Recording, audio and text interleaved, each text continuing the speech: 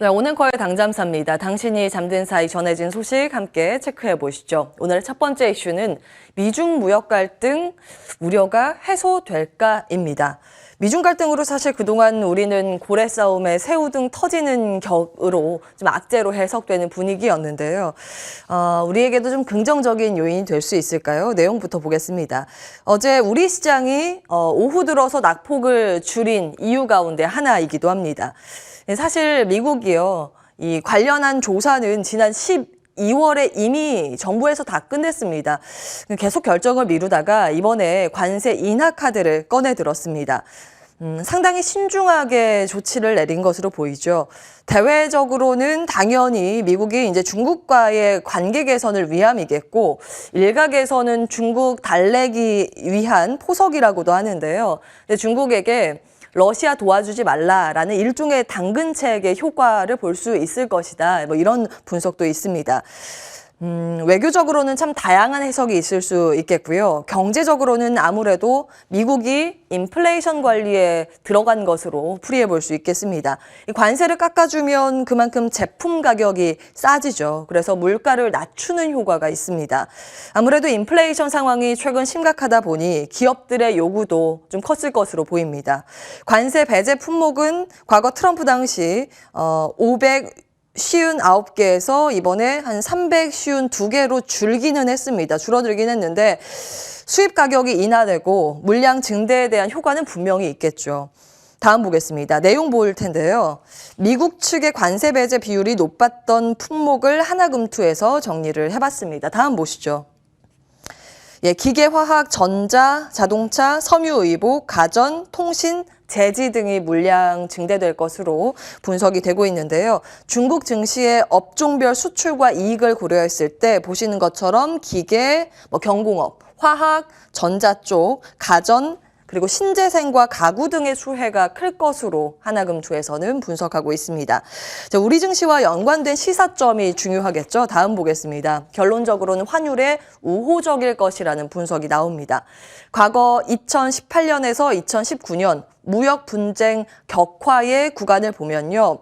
회색이 이제 역내의 위엔화 환율인데 당시에 이때쯤이죠. 중국 정부 측은 관세 상승을 부담으로 이 위안화 평가 절하에 나섰습니다. 위엔화의 가격을 떨어뜨리기 위해서 인위적으로 행동에 나섰었는데요. 관세로 이 환율을 상쇄시키는 대응을 보인 겁니다. 즉 관세로 물건이 비싸지기 때문에 이 환율로 그 비싸진 부분을 보완을 했었던 건데요. 그렇기 때문에 관세가 인하되면 반대로 이 위엔화의 가치를 내릴 필요가 없어진다는 논리입니다. 중국의 위엔화와 우리나라 원화가 연동돼서 움직인다는 건 잘 알고 계실 겁니다. 그래서 우리의 원화의 가치도 하방을 잡을 수 있게 해주는 요인으로 분석되고 있습니다. 우리 환율상 긍정적인 내용이고요. 다음 이슈 보겠습니다. 시장이 어느 정도 긴축에 적응을 한 것인지 외신에서는 긍정적인 기사가 간밤 유독 많았습니다. 먼저 유가가 하락했습니다. 어제 서부 텍사스산 원유 WTI 같은 경우 3월 8일 이후 최고치까지 다시 치솟는 모습이었는데요. 차익 실현 매물 때문인지 좀 돌려내면서 내려가는 움직임이었습니다. 과거에는 유가가 올라야 미국 증시가 올라갔는데 최근에는 인플레이션 우려가 더 크다 보니 이 유가가 내려가야 시장이 상승하는 모습을 보이고 있는 상황입니다. 그리고 두 번째로는 휴전 협상이 진전을 보이고 있다는 발표도 있었습니다. 러시아 정부가 먼저 발표를 했고요. 우크라이나 정부도 신중한 낙관론을 언급했습니다. 사실 이 내용은 새로운 내용은 아니죠. 기존에 있었던 내용의 이제 확장판이라고 보시면 되겠고요. 간밤 뉴스 헤드라인에서 많이 올라와 있어서 두 번째로 넣어봤습니다. 자, 세 번째는 지표 개선인데 미국 고용시장의 개선세가 요즘 지속되고 있습니다. 미국 노동부는 실업보험 청구 건수를 주간 단위로 발표하고 있는데요. 이번에 19만 명 아래로 내려갔습니다. 1969년 이후 최저 수준인데 그만큼 실업보험을 청구한 사람 수가 줄고 있다는 건 고용이 개선되고 있다고 해석되는 분위기인데요. 다만 좀 경상적자가 나타나고 있죠. 근데 이게 정말 상황이 이렇게 좋아져서 경상적자가 나타나는 건지 미국의 소비가 줄어들어서 그 때문에 그런 건지는 좀 확인은 해보셔야겠습니다. 자, 어쨌든 간밤 미증시는 악재는 둔감하게, 호재는 민감하게 희망 회로를 돌리는 분위기였습니다. 다음 보시죠. 3대 지수 모두 일제히 1% 이상의 상승세를 시현했습니다. 아래는 나스닥 지수 일봉 차트 가지고 왔는데요. 보시는 것처럼 이번 주 들어서는 이 부분인데 하루 올랐다 하루 내렸다를 좀 반복하는 모습입니다. 그럼에도 불구하고 보시면 견조하게 하단을 저점을 올려가고 있는 부분은 긍정적으로 포착됩니다. 다음 보시죠. 전 섹터가 고르게 올랐는데요. 특히 시장 상승의 주역은 반도체였습니다. 인텔 CEO죠. 팻 겔싱어가 어제 미국 정부에 반도체 활성화 보조금이 절실하다고 호소했는데 그 효력이 발휘한 건지 시장의 분위기가 좋았습니다. 팹리스, 파운드리, IDM, 반도체 소자를 불문하고 반도체 전 섹터에 대해서 긍정적인 평가가 나오면서 필라델피아 반도체 지수가 무려 5% 급상승을 보였습니다. 이제 반등 정도죠.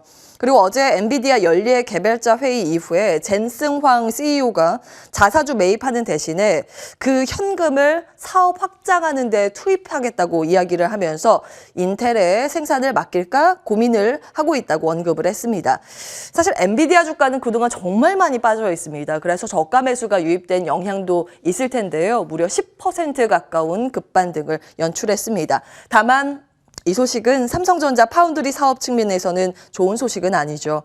기회의 측면에서 보자면 세트 쪽보다는 소재, 부품, 장비단의 기회가 있다라는 분석인데요. 다음 보시죠. 조금 전에 올라온 신한금투의 보고서 정리를 해봤습니다. 한국의 소부장 업체들은 구조적이고 또 장기적으로 성장하고 있다고 평가를 하고 있습니다. 실제로 지금 사상 최대 실적 매년 경신하고 있는 상황인데요. 그래서 반도체 사이클과 무관하게 이런 소부장단은 성장세에 주목을 해야 된다라는 이야기를 하고 있습니다. 특히 신규 장비 기회를 보유한 기업들로 최선호주를 가렸는데요. 이들 종목들의 주가 흐름도 보시면 최근 좀 양호한 흐름을 보이고 있습니다. 그리고 이제 소재단도 같이 언급은 하고 있는데 이들 주가는 굉장히 많이 빠져 있습니다. 그래서 기업의 내용보다는 시장의 영향으로 하락했다는 평가와 함께 관심주를 몇 가지 같이 소개하고 있습니다. 내용 참고해 보시면 되겠고요. 다음 보겠습니다. 마지막으로 미증시에서 52주 최고가를 달리는 종목들 쭉 정리해 보도록 하겠습니다. 어제 이제 말씀드렸던 종목들이 여기에 다 포함이 되는데요. 철강 금속조, 특히 철강 가격 강세로 인해서 US 스틸이 6.5%나 급등세를 시현했습니다. 이들 종목 또 철강 섹터의 뉴코 종목도 강했고요. 구리 광산 업체도 52주 신고가를 갈아치우고 있습니다. 그리고 비료 관련주인 CF 인더스트리 여전히 신고가를 달리고 있는 모습 특징적이고요. 국내에서도 사실 보험 섹터에서 신고가 속출하고 있는데 미국도 마찬가지입니다. 보험주 안에서 신고가 종목들이 굉장히 많이 포진되어 있습니다. 금리 상승에 대한 기대감 이곳에서 해석을 해볼 수 있습니다. 그리고 최고가 종목은 아니지만 간밤 좀 두드러졌던 상승세를 시현했던 섹터가 하나 더 포착이 됐는데요. 리오프닝 다시 좀 날아오르는 분위기였습니다. 여행, 항공사 동반해서 강한 모습이었고 이제 유럽의 여행이 올 여름에 이제 다시 한번 성수기를 맞을 것이라는 기대감 외신에서 많은 분석하고 있습니다. 이 점도 참고해 보시면 되겠고요. 구체적인 투자 판단은 자리 옮겨서 받아보도록 하겠습니다.